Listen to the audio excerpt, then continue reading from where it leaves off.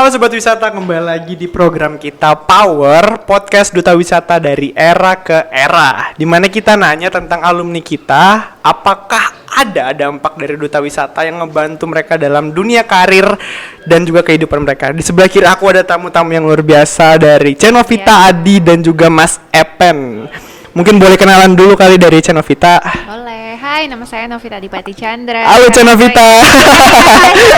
Hai. Iya, maaf ya semenjak jadi ibu-ibu loh. Oh iya. Congrats Ce buat kelahirannya luar biasa, anaknya lucu banget. Kalau kita bisa ketemu kapan-kapan bisa nih. Boleh. Iya, main-main. Boleh. Sinca Okay. loh. Apa tuh? Imlek. Iya, berarti aku siapin angpau dulu ya ini. Boleh. Ya, karena kita masih di bawah 17 tahun semua kan. Betul. Enggak, ada selama kerja. belum nikah sih sebenarnya. Ya. Betul. Kalau boleh tahu udah pas zaman Duta Wisata, Cenovita gelarnya apa atau gimana pengalamannya di Duta Wisata dulu? Oke, jadi dulu pas waktu aku ikut Duta Wisata, aku puji Tuhan juara Duta Wisata Balikpapan. Jadi gelarnya itu Putri Duta Wisata Manuntung Balikpapan 2014 ya. 2014, Angkatan tua. Putri. Kemudian ikut di provinsi, puji Tuhan juga menang di provinsi. Jadi Duta Wisata Kalimantan Timur 2014 sama Intelijensia. Kemudian masuk lagi ke nasional, puji Tuhan lagi dapat lagi wakil 2 Duta Wisata Indonesia 2014. Wah, dapat terus ya, luar biasa. Amin, puji Tuhan. Gelar yang luar biasa, kita dapat tamu spesial banget nih, harus dijaga nih teman-teman. Harus diulik gimana caranya dan segala macam. Kalau Adi sendiri gimana? Boleh kenalan dulu ke teman-teman. Perkenalkan nama saya Sepredi Saputra. Biasa dipanggil Adi ya teman-teman 2019 tahu semua. Mas Adi, ya. Mas Adi. Betul. Mas banget ya, Mas banget. Aku kemarin dapat gelar Best Presentation. Best Presentation. Itu kemarin gelar baru ya, Best Presentation. Terus itu kalau pengalaman di Duta Wisata banyak sih, kalau mau disebutin satu-satu enggak Banyak ya? Iya, banyak Betul banget. betul banget. Sampai bingung mau apa. Terima kasih atas perkenalannya, Mas Adi. Agak shock ya, nggak ada bridgingnya. Ini memang segmen ini memang lebih natural ini tema-tematiknya segala macam. Oke, Evan mungkin boleh kenalan dulu Duta Wisata pengalaman gimana sekarang, karirnya gimana? Oke, baik. Terima kasih ya Ricci. Jadi saya Duta Wisata tahun 2020. Itu mendapatkan gelar double degree sama kayak Ricci ya. Double Dapat wakil 3 putra sama favorit putra waktu itu. Cuman ya sedihnya kita ini di 2020 ya habis grand final tuh, 2 hari kemudian langsung lockdown semua kan. Jadi ya betul. banyak banget dapat hadiah dari pemerintah. Ya jadi nggak bisa dinikmati. Itu dia. Jadi Betul. stay at home aja. Tapi tetap program-programnya tetap dijalanin kan sebagai Duta Wisata. Iya, Pasti tetap. banyak banget kan. Iya, banyak Bener banget. Kita tetap menyusun juga program-program. Terus kalau karir, kesibukannya sekarang masih jadi mahasiswa aja sih. Mahasiswa. Ini lagi menghambelkan diri sendiri nih. Karena kebetulan tema kita pada hari ini tuh entrepreneur, teman-teman. Jadi mungkin langsung lanjut aja ke pertanyaan berikutnya ya. Oke. Karena kita semua ini banyak banget yang pengen jadi entrepreneur, jadi pembisnis, nggak kerja 9 to 5 dan segala macam. Ada stigma di mana kerja entrepreneur tuh lebih free, lebih nggak stres daripada 9 to 5 dan segala macam. Apakah stigma itu benar atau ada yang bisa lebih diperjelas dan mungkin ada pendapatnya? Mungkin dari Cenovita boleh duluan. Boleh. Jadi sebenarnya menurut aku sih entrepreneur sama kerja kantoran tuh sama aja. Ada kurang lebihnya lah. Kalau kamu kerja kantoran, memang kamu kerja bagai kuda selama 9 to 5 ya. Kalau aku dulu 9 to 6, sometimes 9 to 11, sometimes 9 to 1 a.m. gitu. Iya. Tapi kamu kan dapat hasil tetap per bulan. Betul. Kalau misalnya kamu jadi entrepreneur itu justru sebenarnya ya kamu kayak kerja 24 Kerja jam. 24 jam bener. Karena kan kamu mikir terus habis itu action. Nah, kadang kalau nggak konsisten juga bahaya juga. Betul. Jadi kayak langsung stuck down gitu brandnya. Jadi emang kerjanya emang harus gila-gilaan di awal Harus sih kalau gila-gilaan untuk di awal. entrepreneur ya.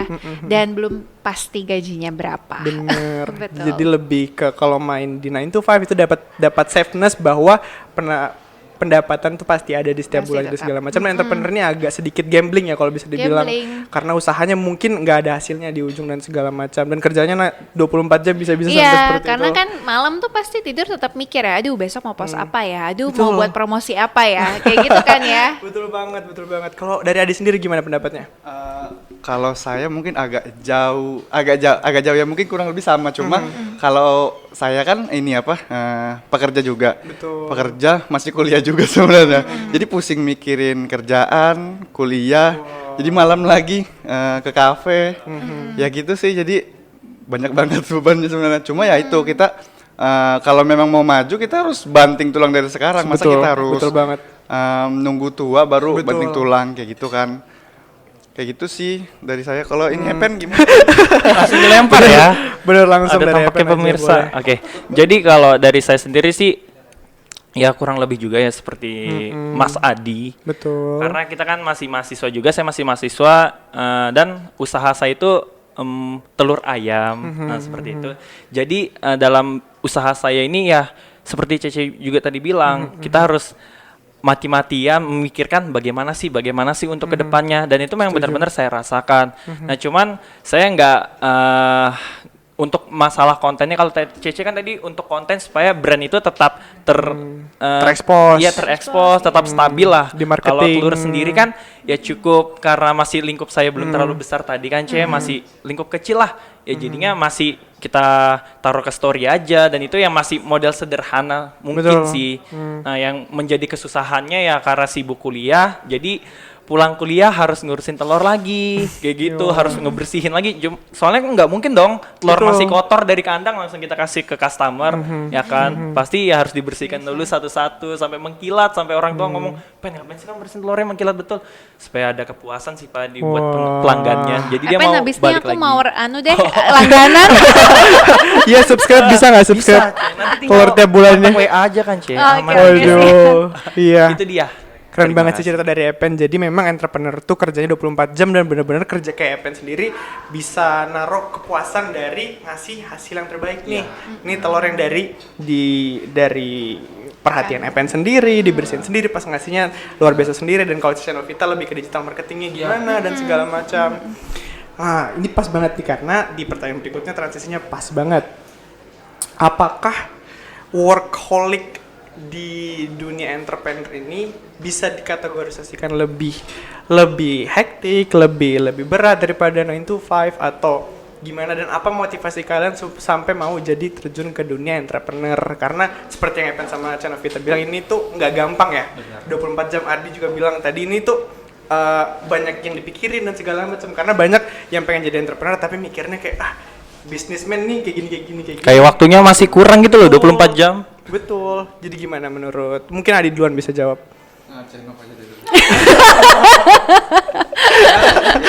Kalau saya duluan ya, jujur aja saya juga masih baru ya di dunia entrepreneur. nggak apa-apa. Sebenarnya gimana kemarin itu kalau masuk di dunia entrepreneur ngelihat ini ya, di Balikpapan ini banyak nih coffee shop. Betul. Walaupun banyak menjamur di Balikpapan nih, cuma kan konsumennya juga banyak. Betul. Ngimbangin. Nah, Demand-nya terus itu- banyak ya. Iya, konsumennya banyak.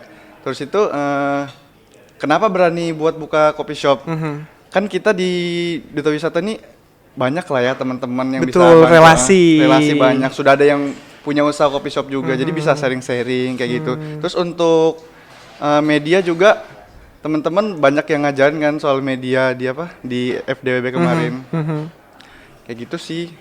Makanya berani buat coba untuk buka coffee shop. Jadi motivasinya karena udah dapat relasi dari Duta Wisata, Benar. udah dapat teman-teman komunitas yang ngebangun dan Benar. ngebantu, kenapa enggak? Why not? Iya. Kayak gitu ya berarti ya. Lah kita kan masih muda kan, kita tahu pasaran Betul. di Balikpapan ini gimana sih, karena kita kan Betul. juga tahu lah kita kan nongkrong-nongkrong gimana. Milenial ya, Milenial suka banget. nongkrong ya. Yoi. Betul.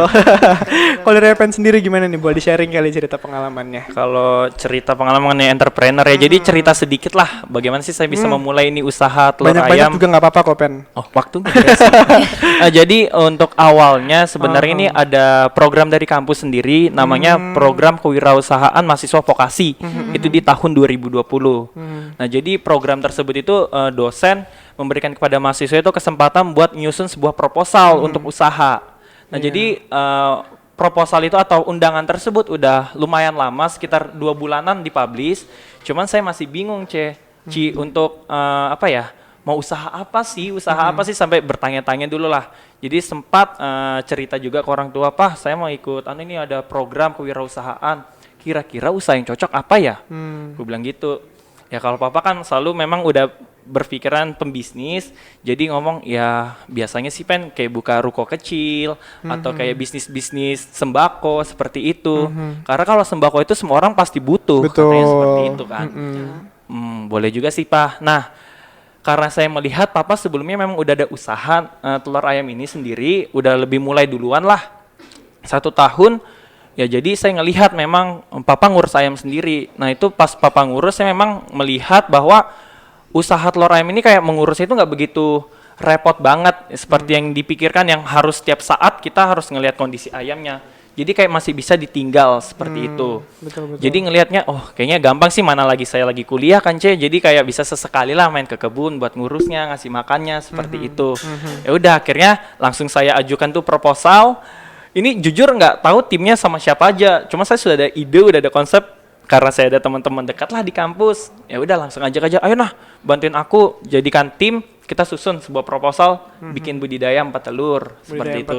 Ya udah jadinya dari ada dana dari pemerintah yang dijadikan buat usaha ya, modal bikin kandangnya. Nah, kemudian untuk ngisi ayamnya sendiri ya pasti ada dari saya juga, tetap keluar modal untuk beli ayamnya, beli pakannya seperti itu. Jadi ya lumayan banyak berkorban lah. Saat itu memang ada satu keinginan yang pengen dicapai. Cuman ya saya harus berdamai lagi dengan hati. Tahun ini di 2020 ya berdamai dulu lah. Kita harus mulai usaha dulu karena masih muda seperti yang tadi Adi bilang ya kan. Karena kita masih muda. Jadi mulai usaha.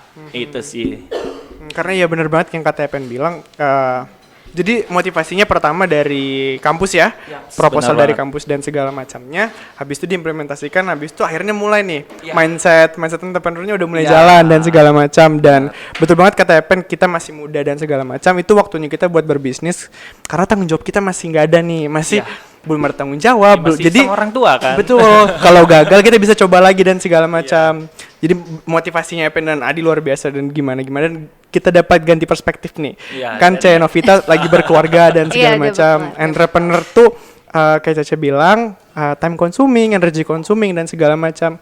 Terus boleh sharing nih alasan keterjun ke dunia entrepreneur kenapa, Ce? Oke, jadi memang aku emang dari dulu sih ya suka jualan. Jadi emang juga waktu kuliah itu memang juga kuliahnya itu kayak punya tagline creating world class entrepreneur. Jadi emang belajar banyak juga dari kuliah. Kemudian selama bekerja pun selalu ada jualannya gitu. Waktu kerja jadi sekretaris Pak Wali, jualan tas. Kemudian waktu kerja di hotel, jualan juga gitu kan ya. Habis itu sekarang sebelum resign itu emang udah putusin, oh nanti aku pengen jualan karena aku pernah hamil dan pernah menyusui. Ternyata susah loh cari baju menyusui yang untuk ibu-ibu muda yang gitu nyaman. Kan ya, yang nyaman tapi yang stylish. Ada yang itu yang kayak ibu-ibu banget. Betul. Gitu kan, kita nggak pengen ya terlihat kayak ibu-ibu banget. Betul. Jadi akhirnya, apalagi kita bertiga nggak pengen kelihatan kayak ibu-ibu. Betul. Iya betul. Jadi ntar cobain ya. Nah jadi dari situ akhirnya ngebuat brand aku sekarang loveandbeyond.id. Loveandbeyond.id.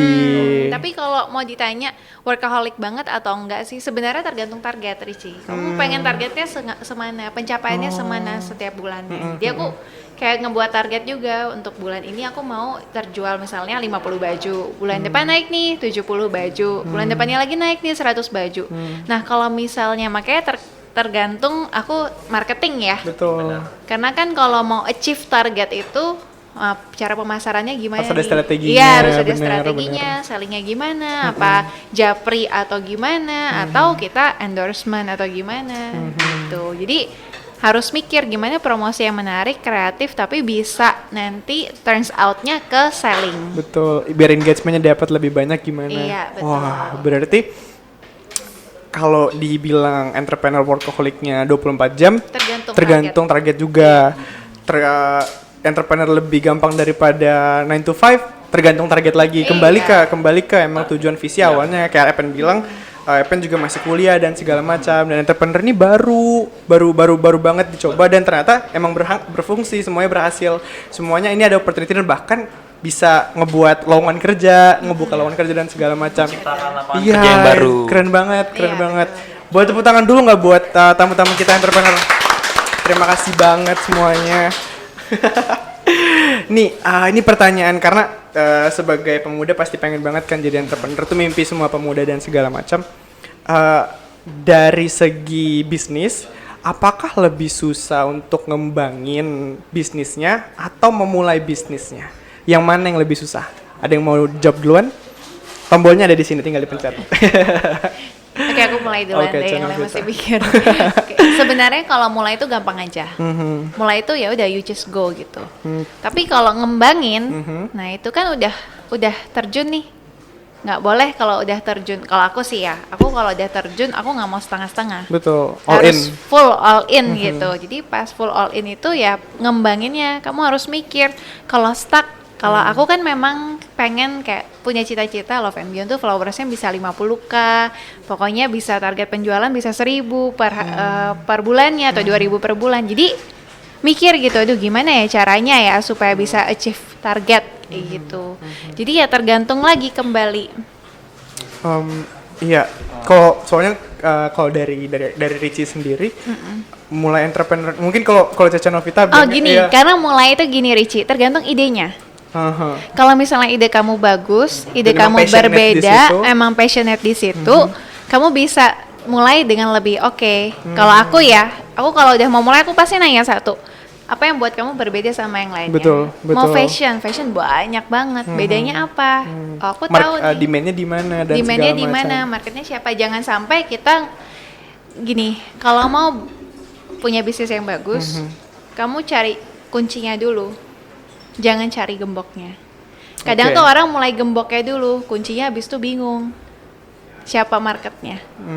Jadi kadang kan punya ide, oh mau buat produk ini. Oke, aku buat gini. Habis itu pas sudah buat, oh siapa yang Bingung beli? jualinnya kemana, ke siapa dan segala Jadi macam. kalau mau buat produk, pastiin dulu ini target marketnya siapa. Kayak aku udah tahu nih target marketku ibu-ibu. Betul. Iya, jadi marketingnya harus bisa lebih spesifik juga. Iya, betul. Benar banget. Kalau di Richie sendiri, kalau mungkin Adi, Epen dan Canovita udah dalam pengembangan bisnis dan segala macam. Kalau mulai bisnis tuh sama kayak Canovita bilang harus all in dan komitmennya itu lumayan. Jadi untuk memulai bisnis tuh kadang butuh keberanian, butuh challenge karena kayak tadi Canovita, Adi sama Epen bilang ini tuh gambling, nggak bisa aja kerja keras tapi nggak ada hasilnya, bisa gagal dan penghasilannya nggak tetap dan segala macam. Jadi nggak kalau boleh gambling, nggak boleh mikir jelek dulu. Harus harus positif, optimis. harus bisa. Harus optimis dan harus Gimana bisa. caranya bisa Betul, itu yang betul. dipikirin. Betul. Kalau Yang mindset. kalau Adi Adis, boleh. kalau saya sih ini apa ya? Kalau di awal itu saya sudah mikir terburuknya dulu lah. Worst case ya. Jadi kalau kita kita buka usaha nih, terus kita nggak siap untuk ngadapin kemungkinan terburuk, itu takutnya nanti kita jatuh. Iya, Ya itu betul. sudah. Jadi kalau ditanya soal lebih mudah memulai atau mengembangkan. Itu lebih mudah memulai sama kayak Cenop. Karena mengembangkan itu sebenarnya ya susah. Apalagi kita di Balikpapan coffee shop itu kompetitornya banyak banget ya. Banyak banget. Gimana caranya kita bisa ngembangin harus beda dari yang Betul. lain gitu. Kalau dari awal kita nggak pernah dari awal kita mikirnya yang enak-enak aja, mikirnya oh ini buka usaha bakal lancar terus gitu. Wah. Penghasilan terus tuh. Realitanya kayak gitu. Betul. Kalau udah jalan terus tahu-tahu pas mikirnya baik terus tahu-tahu ketemu yang ke bawah, mentalnya jatuh. Udah itu pasti udah bubar. Iya betul, itu danger banget. Apalagi banyak sekali franchise buka di sini ya, itu lumayan banget tuh kompetitif. Kalau dari Epen sendiri gimana Kalau nih? dari saya sendiri sih yang Kembangkan ngebuat atau mulai? yang susahnya ya kalau saya bilangnya 50-50 seperti itu. Oke. Kenapa? Karena untuk memulai sendiri tadi sudah saya ngomong di awal kan, mana lagi saya masih mahasiswa, jadi harus ada keluar modal. Namanya usaha betul. kita harus punya modal dong pastinya Betul. kan. Dan modal itu nggak cukup kecil juga, Nah, iya, itu lumayan benar besar banget, benar untuk banget. modalnya. Jadi untuk memulai ini juga cukup susah, memikirkan modal, baru melihat lagi gimana kondisi pasar. Betul. Apalagi kalau untuk telur sendiri kan ada masa lifetime-nya. Iya, Seperti itu kan, bagaimana nanti semisal telur ini udah waktunya harus terjual, ternyata belum terjual, itu bagaimana lagi resikonya seperti Iya, betul, itu. betul. Belum lagi ada resiko yang kita pikirkan untuk hewan hidup, itu pasti adalah namanya penyakit, Betul. baru kena diserang sama hama, Benar banget. ya kan. Jadi ya disitulah untuk susahnya untuk memulai. Kalau untuk mengembangkannya, ya tadi bagaimana cara kita bertahan juga di situ dalam kondisi yang naik turun, bagaimana cara kita bertahan. Cuman sih biasanya kalau entrepreneur itu udah ada banyak siasat, banyak belajar juga, pastinya nggak mungkin memulai itu dengan otak kosong, nggak mungkin, pasti Iya, adalah dia betul. punya ilmu-ilmu sedikit untuk cara mempertahankan usahanya bisa terus berjalan. Itu sih. Jadi kalau saya 50-50. 50-50 ya. 50-50. Karena bener, entrepreneur tuh banyak uncontrollable momennya. Nggak kayak 9 to 5 di mana kita dikasih project, tanggung jawab sendiri. Kalau kayak Novita harus mikir sendiri marketing gimana, Epen harus mikir gimana lifetime telurnya ini bisa terjual sebelum lifetime-nya habis. Adi harus mikirin gimana caranya buat berubah dan segala macam. Memang susah banget nih sebenarnya jadi entrepreneur, dan nggak segampang dan nggak semudah yang orang-orang pikir dan segala macam. Terus ini pertanyaan terakhir nih. Ini pertanyaan paling penting. Mungkin Epen atau Adi mau jawab duluan karena ini penting Boleh deh banget. saya nih. Ya Duta Wisata harus berani ambil inisiasi duluan nih. Pertanyaannya, karena Cenovita, Adi dan Epen adalah background Duta Wisata, Ya. dan kita diajarin skill banyak banget, diajarin networking banyak banget dan Iya, segala bener macam. banget. Gimana dampak Duta Wisata dalam perjalanan karir dan kehidupan? Apa pesan yang diambil? Apa skill yang valuable banget yang bisa diambil dari Duta Wisata? Boleh, Oke. Epen? Mungkin kalau skill dulu ya, pastinya yang pertama itu public speaking, pasti ya. public speaking. Nomor 1. Ya itu nomor 1 bagi saya, karena ada yang public speaking kan kita bisa tuh ngomong sama orang, apalagi entrepreneur itu nggak Betul. bisa kita diam-diam. Komunikasi paling penting harus ya. cerewet seperti Oh. itu kan. Nah jadinya dari Duta sendiri saya mendapatkan itu public speaking, kemudian network, relasi-relasi yang cukup besar. Mungkin Cenov juga pernah itu yang saya tawarin dulu, jambu ya, Ce ya. Iya, Nah jambu. itu ya ada buah-buahan juga sempat saya jual. Nah jadi dengan adanya Duta Wisata bisa mengembangkan saya juga dalam public speaking, dalam relasi saya. Jadi saya untuk bertemu dengan orang-orang itu bisa lebih percaya diri, karena kita seorang usahawan harus banyak percaya dirinya Betul, sih. self confidence. Iya, Kalau nggak percaya sama diri self-confidence. sendiri, gimana orang mau percaya sama Bener banget, kalian? bagaimana orang mau tahu produknya bagaimana kalau kita nggak bisa cerewet-cerewet untuk Setuju. meyakinkan lah si Setuju customer. banget. Itu sih Setuju dari banget. saya. Keren Kalau banget Adi gimana jawabannya, nih? Pen. Ya sama aja sih sebenarnya. Apalagi di Duta Wisata ya kita diajarin untuk public speaking. Jujur aja saya sebenarnya takut banget. Dulu tuh takut banget mau ngomong-ngomong di depan orang banyak. Sampai akhirnya ya kemarin kita grand final itu kan kebetulan kita satu angkatan ya, Ci ya. Betul, 2019. Itu di depan panggung itu yang harus kalau seandainya nggak diajarin sama senior gimana cara ngomong depan panggung, mungkin nggak bisa sama sekali ngomong di depan mungkin. Mungkin Cenovita juga salah Iya. satu senior yang berjasa yang Iya, ngajar kita public bener. speaking waktu itu ya. Iya. Terus itu relasi, kembali lagi relasi, pasti sudah itu relasi. Pasti relasi itu pasti banget. Terus itu yang paling berpengaruh juga ini personal branding. Sebelum kita nge-branding produk kita, pasti kita nge-branding diri kita dulu. Betul, Ya. betul Di banget. Duta Wisata itu kita diajarin gimana sih caranya menggunakan sosial media yang baik dan benar. Nggak mesti yang kayak kamu pacaran nih terus galau buat story, orang kan bilang ih apaan sih gitu kan. Ya gitu. Kalau dari situ aja kamu Belajar banyak ya. belajar Iya. banyak. Kalau dari situ aja udah nggak bisa nahan emosi terus nyebar ke sosial media, itu kan udah nggak bakal bisa ngadepin dunia kerja dan usaha. Bener, Sudah jadi pasti. lebih ke kontrol emotion, pembawaan diri, personal branding Nah. dan segala macamnya itu diambil dari Duta Wisata. Duta Wisata. Karena kita diajarkan untuk ngasih tampil yang terbaik nih untuk Benar. menyebarkan informasi-informasi wisata dan mensurfing masyarakat tentang wisata Balikpapan. Benar. Tuh, kalau Cenovita sendiri gimana nih? Oke, setelah 8 tahun yang lalu.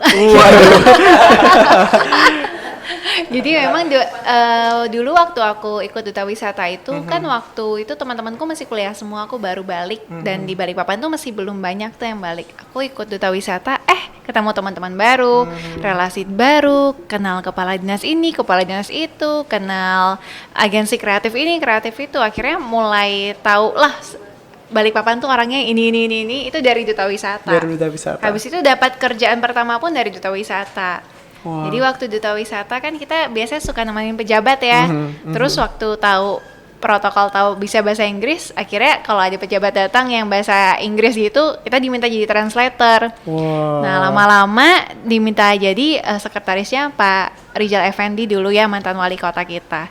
Habis dari situ, karena memang backgroundnya sekolahnya itu perhotelan, baru mulai apply ke hotel.